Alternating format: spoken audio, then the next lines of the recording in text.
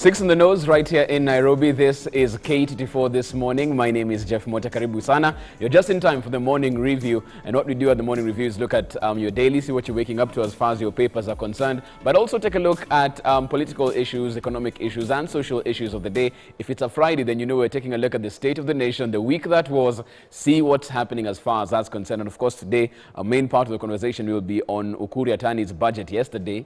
What does that leave us as we move forward? Wins, losses on that is a discussion we'll be having as well. Of course, the conversation isn't complete without you. Get into the conversation. Get me at I am Jeff Mote or at K24 TV. So before we get to our conversation, let's first see what we have on our daily's front pages. Then from there, get into the meat of the conversation this morning. Okay, let's start with the front page of the People Daily. Yatani's Big Four budget, they're calling it. Health, food security, manufacturing and housing get massive funding as Treasury seeks to secure Uhuru legacy. You can find this story in detail, breaking down the figures in a special of your PD this morning. 3.6 trillion shillings government expenditure and net lending for the financial year 2021-2022. Of course, it's been touted to be the biggest budget in Kenya's history thus far. This coming off the back of a pandemic, even as we move forward. But as you look at that, breaking down spending priority from food security to health to manufacturing, housing on that particular front. You can see how the breakdown of figures stacks up right there. 60 billion shillings for food, 47.7 for health, manufacturing 20.5 billion shillings and housing getting 13.9 billion shillings. When it comes to matters devolution, 409.8 billion shillings is what will be devolved to the counties as well. You can find this particular story in your copy of your People Daily with all the details of that right there. Let's scroll to the top, see what we have as well. As you can see, some of the winners, even as we move forward into the next financial year: health products and technologies, geothermal oil and mining goods, solar and wind energy equipment, goods used in power generation as well. The real estate, investment trust and asset-backed securities also winners there as well. Imported glass bottles and the National Health Insurance Fund. You can find the details of that right there. Some of the losers as far as the new measures are concerned: motorcycle buyers, nicotine pouch makers, betting and gambling. If you also have a sweet tooth, well, this budget might not be favoring you. Locally manufactured sugar confectionery and white chocolate, finished iron and steel products, imported leather and footwear products, and imported furniture products as well. As you can see, a key strategy trying to just stimulate production from within our borders. And you can find that, of course, in your copy of your People Daily. Also, even as we looked at Yatani's budget and as he broke down the figures politically, there's a story that was reported yesterday and probably might get traction as we get into the weekend and to next week proper. Police record Kitui's statement of a woman's assault claim. This apparently happened in Mombasa, and this had been done and dusted, but seems like this particular ghost is back to haunt Dr. Kitui. You can find this on page 12 of your People Daily with the details of that right there. By the way, don't forget, you can get yourself a copy of your PD straight to your phone. The number that you dial is *550*4#. Once again, it's *550*4#. Get it, and it's brought to you by the People Daily and Safaricom. Front page of the Daily Nation now. Budget of debt and hope, education, pending bills, infrastructure, health, some of the priorities as far as the government is concerned. Faced with outsized repayment obligations against modest revenues, Yatani presents a measured plan. You can find this in your copy of your Standard, of your Daily Nation rather. Front page of the Standard now. More pain, huge debt in budget. That's how the Standard's calling it. Yatani's budget is a study in Jubilee borrowing spree and the zero-option game of raising taxes and burdening Kenyans even more. You can find that in your copy of your Standard with the details of that right there. From the 1.5% local digital service providers tax for off the hook on that particular issue. Health products to be exempt from VAT of 16%. No excise duty on imported raw materials for manufacture of diapers. No excise duty for local manufacture of chocolates. No excise duty as well on bulk selling of internet data. And employees of TVET interns to receive tax relief as well. They'll be getting tax rebates for employing these particular individuals into their companies. You can find that in your copy of your Standard. Let's move on to the Star. So what we have right there. Yatani walks a tightrope in COVID budget. Counties, education, infrastructure, and security get a bulk of allocation. This is on page 2 to 8 of your Star this morning. And finally, front page of the Business Daily. Yatani targets job-rich sectors in revival of the plan right there, as you can see, as he's trying, as they've said, to walk this particular tightrope. Treasury goes for an expansionist budget, eyeing recovery of industries, tourism, and agriculture. So this is what you're waking up to as far as your dailies are concerned this morning. And this will make a good part and a good chunk of our conversation this morning. But let's also set the stage for those who probably missed some of what happened yesterday. Now, the National Treasury, in its ambitious 3.6 trillion shilling budget, is adamant that public debt stock will remain within the 9 trillion shilling ceiling in the coming 3 fiscal years. This, as National Treasury and Planning Cabinet Secretary Ukur Yatani said, the state has further slashed both its development and recurrent expenditure targets in the face of tough economic times. Linda Kosgei put the 21-22 budget into perspective. As the norm for all the finance cabinet secretaries since time and memorial, the display of the briefcase has been inculcated into a treasury culture. And at about 20 minutes past 2 p.m., a GKB 951 Volkswagen Passat carrying the Treasury Cabinet Secretary Ukur Yatani drove to the parliamentary building. The announcement of the 2021-2022 budget. Mr. Speaker, I urge the House to support our efforts towards enforcing compliance in payment of all verified pending bills by the county government by backing our proposal. Okay, so just part of the story as far as that's concerned. We'll be bringing that into perspective right here. Very able panel to go through this morning's discussion. All in studio, by the way, joined by Professor Emmanuel Mutesia. He's a political and development expert as well. Morning, sir. Morning, Jeff. Karibu, Prof. Asante sana. We said we have to cap off the week with you to just give us some insights on what Yatani is going to have a Herculean task in trying to achieve. Many thanks for making time to be on the show. Thank you. Asante sana. Asante. Also joined by Dennis Thumbi. He is a security expert, a political analyst as well. Morning. Morning. Karibu sana. Asante, thanks for having me. Thanks for making time to be on the show. Also, for the first time on the show, we have Kennedy Odweyo. He's a political and development analyst. Morning, Kennedy. Morning to you. Karibu sana. Welcome to the show. Asante sana. Thanks for making time. Let's just jump right into it right now. Prof, we saw the budget. We are talking about the winners, the losers right now. What's your assessment as a whole from what Yatani had to do? Tough job for any finance CS during this COVID time. What is your assessment from what he tried to achieve? No, thank you very much, Jeff. There are a lot of things that we need to look at when you sort of go through the figures that have been presented by the CS. Partly is the size of the budget that has been presented to us of the 3.6 trillion shillings. And of course, the economic status of the country at this moment, given that we are at a recovery stage from this COVID-19. I would have expected, before I go to the figures, right. I would have expected that the government would have looked at the status of the economy, the capacity to generate revenues, and instead of coming with the biggest budget ever, pushed the numbers to levels that we can live in our means. Because so that surprised you? It surprised me very much, because then the question would be, where are we going to get all these trillions of shillings, given that the projected generation of revenues is slightly just over 1.8 trillion, which means that, of course, most of this money is going to come from our lenders. Right. I mean, more debt, increasing our debt stock, and of course getting closer to the ceiling that we just talked about. Dennis, when we look at these particular figures, because that's something that surprised people as well, with the global economy shrinking, most people would think CSS will be more conservative, try and live within their means, so to speak. But we have the biggest budget in our history coming off a pandemic that has really dealt us with a big body blow. How do we balance this? Yeah, exactly. Thanks, Jeff, and good morning.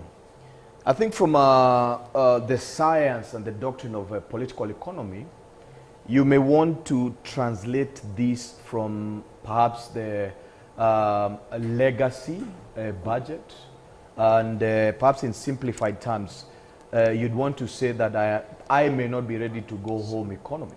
Because one of the things that you want to establish from a political standpoint is that this looks like the president's war chest in terms of re-establishing his legacy, in terms of putting his foot down on some of the projects that haven't been finished, But also one of the things that we notice, other than the fact that the economy is struggling, not even struggling, perhaps on its deathbed, is the fact that the president has a Herculean political battle to re-establish the energies required for him to sort of move forward from where he has been stuck. From an economic standpoint, Jeff, we need to move from, we need to transition from concentrated wealth, you know, the top-bottom approach, to worker and community ownership. You understand? We need to see how do we build a community capital. You know, how do we then, you know, establish this? Because at the end of the day, economy is built by small regional and local blocks. You understand? So public participation is something that I haven't seen in this budgeting process. But either that, this is not being seen as a budget that will lift the well-being of Wanjiku. And I think even if we look at the figures and we look at the performance of the last financial year, the fact that you know, target obligations and the budget did not meet its intended targets. So I think we have concerns to worry. Also, Jeff, one of the critical points that we need to be concerned about is that the institutions that provide for checks and balances are at their weakest. Parliament is being asked to raise its the borrowing ceiling at the end of the day. It's a tragedy. Office of the Auditor General is almost non-functional. So with the biggest budget ever, and with a government that is performing badly in terms of its budgetary allocations at the end of the day, matters of KRA. So I think the bigger the budget does not mean the better the performance. Okay. When you give a person who is already spending money badly more money, you can already think what to expect. Let me bring in Kennedy on this as well, because Kennedy, some people might say, even as you look at the budget as a whole, when you dig into the details, some of the winners right there, do you think as they try to spur the employment sector and give these tax rebates for employers who employ TVET graduates, do you think this will have an immediate uptake in how employers now will look for this relief by employing more TVET graduates into their institutions? Thank you very much for the opportunity to be here. I think the budget, the 2021-2022 budget, is just an embodiment of the society we are in. In my opinion, I believe the budget is just another of the populistic innuendos that we are used to. Because we live in an economy where we are so political that we even, a budget is, we are at the moment we are doing a political budget as opposed to an economic budget. And that's why we have, from the onset of everything, I'll give this example. When we were kids growing up, the budget day was like a holiday because every citizen looked forward to that day, knowing that today there is something to celebrate. There's a product whose price will go down. But we are in a position where I don't know where we got this concept that the budget must always grow. We used to talk of posterity measures, but those things no longer exist. We are this perceptive-based economy where, for example, the CS came in a Passat. We know the history of the Passat.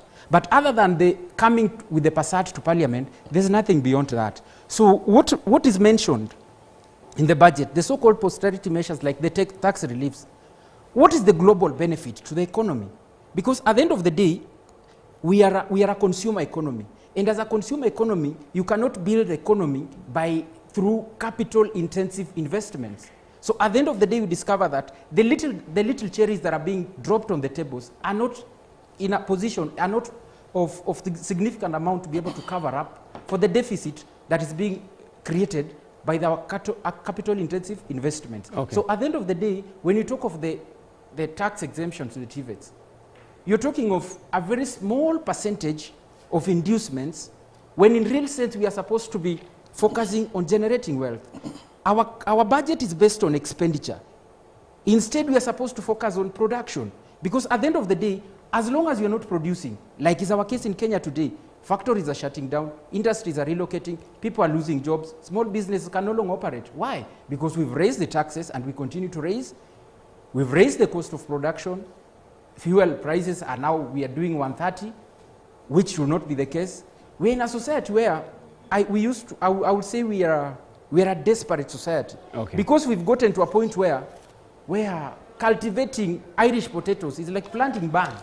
Because when you get to a point where you have to create such measures to raise revenue and capital for funding your projects, then it simply means as a government we've lost track. Okay. So at the end of the day, we're in a situation where we are just tossing small things, but on the back of it, we are losing more than we can ever imagine. Well, let's dig a bit deeper into this because, Prof, as they say, you don't usually listen to what the government says. You look at where they put their money. When you look at some of the key areas that got quite a chunk of the revenue for the next financial year, we had education, we had health, but also curiously, we had security.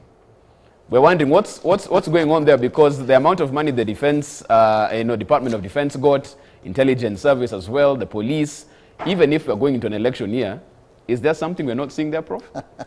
No, thank you very much, Jeff. I was actually sort of thinking about those figures. Let me start by saying the following. One, the expansion of fiscal policy in this country, I mean, it has been continuous. If you look at the figures that have been presented over the last 4 years, has led to increase in taxes. Because then when you expand the fiscal policy anywhere on this planet, you need to find sources, come up with sources of finances to sort of finance that expansion. Number two, the areas that the government should focus on at the moment should be those areas that are critical towards post-COVID-19 recovery. Areas that are going to bring back our jobs, sort of prop up our SMEs, and of course certainly build a health human resource sort of capital. Now, when you look at the education part of it, a lot of money has been put in, and I support that. Because investment in human capital development is one of the main foundations for any development to get to a better level. Mm-hmm. Now, in many cases, when you need experts in most countries, also with Kenya being one of them, you realize that we import experts from outside the country when you are doing these huge capital investments. Now, when you invest in education, then we have a human capital that is able to support the development that we are all looking forward to. Number two is that we need to look at the big four agenda, and specifically agriculture, manufacturing, and health. I keep outside the housing part of it. Mm-hmm. Now, agriculture, because we need a population that is able to feed itself. Kenya should be able to promote sustainable food security so that our people can have the energy and build the capacities to ensure that they support they actively promote national development. Number two, the manufacturing part of it is important at this moment. Why? Because we need to prop up our job creation opportunities that we have in this country. Over the last several months, most of our people have lost their jobs because of the closure of industries and job creating opportunities in the country. And of course, number three is the health part of it. Health, because if the human resource that we have is not healthy, then they are not going to provide quality contribution to national development. Now, for the security part of it, I wonder why we need all that money. I think that money should be diverted now to focus mainly on what, the basic issues that our people are facing at the moment. Right. That bottom-up approach that has been discussed over the last several months means that we need to ensure that every investment that the government does trickles down, or the benefits trickle down to the common mwananchi. Okay. Now, when you invest in these capital investments, like the highway that you see along Mombasa Road, which is going to be private and has to be repaid over the next 27 years. Now, my grandmother in the village, it will take a long time for her to sort of realize the benefits of these capital investments, especially now. So my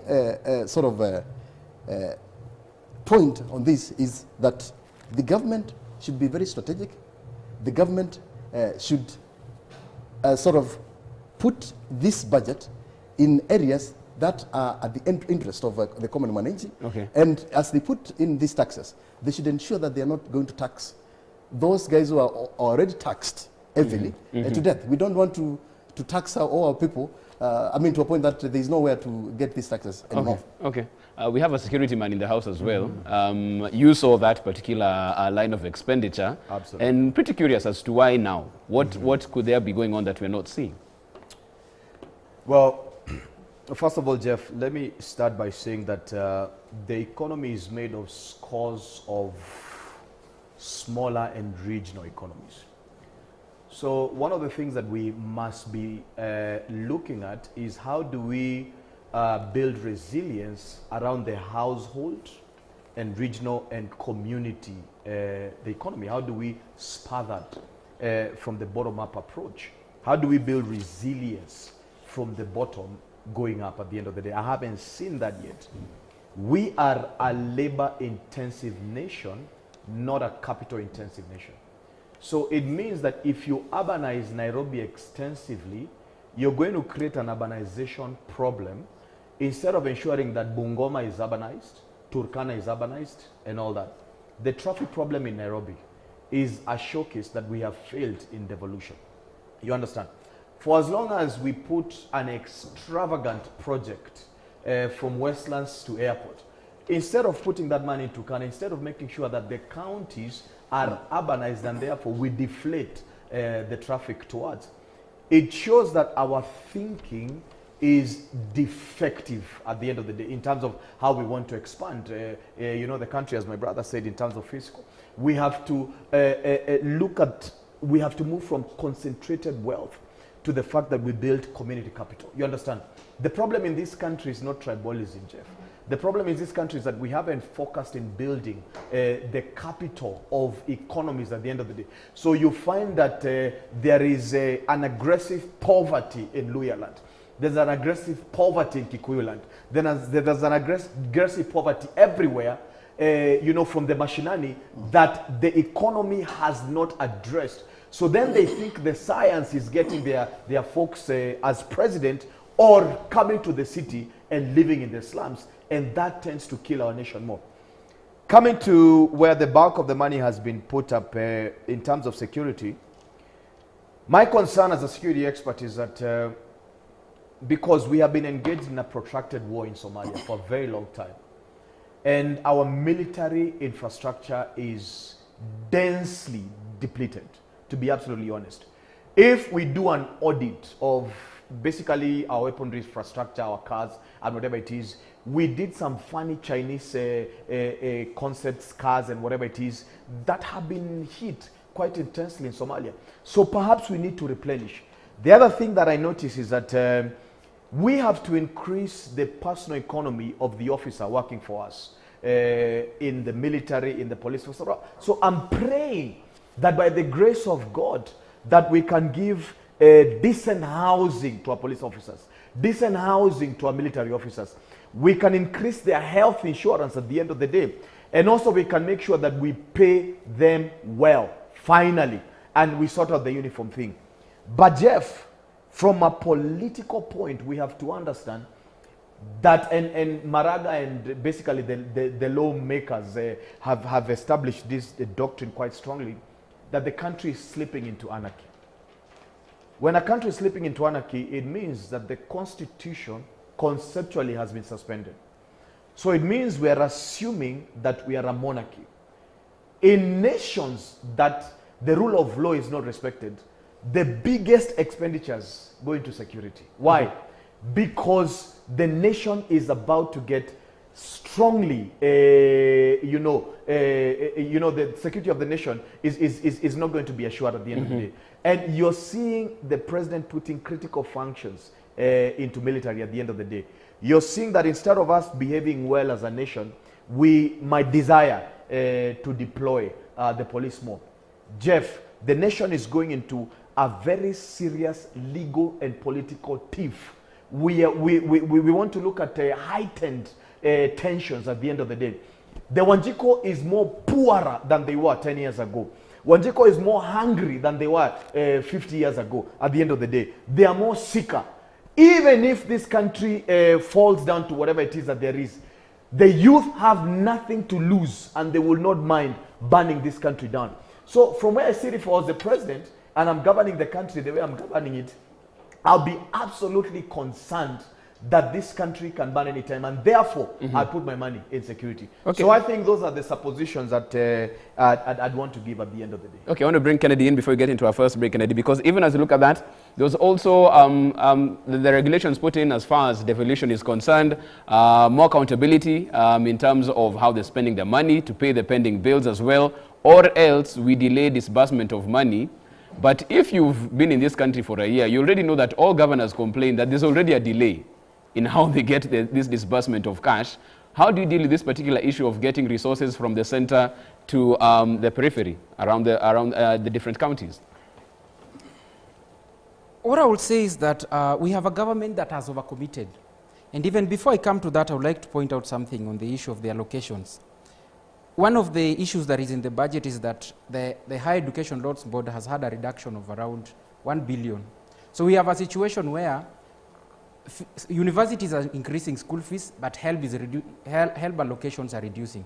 So that's an issue that young people and me as a person who is enthusiastic on youth development and leadership have to look at. On the issue of the resources to the counties, and it's not just the counties.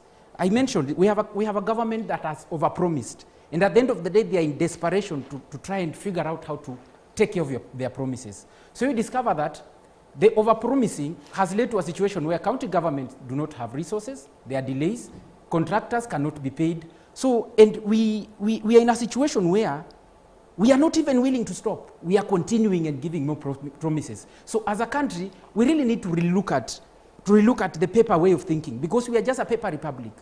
We are big on words and dead on content. So we discover that all this we are putting in place, it's like we do things to excite people. And that's why it's very difficult even for the national government to function. The county governments are not functioning well, because all these things, we are so much into putting things on paper that we cannot implement. So sometimes you really ask yourself, what is the hurry? What is the over-excitement over some of these things? Like, for example, in a situation where we're in now, and I really get sometimes very irritated when people use COVID-19 as the main devil behind our problems. We were dead and gone even before COVID-19 came around.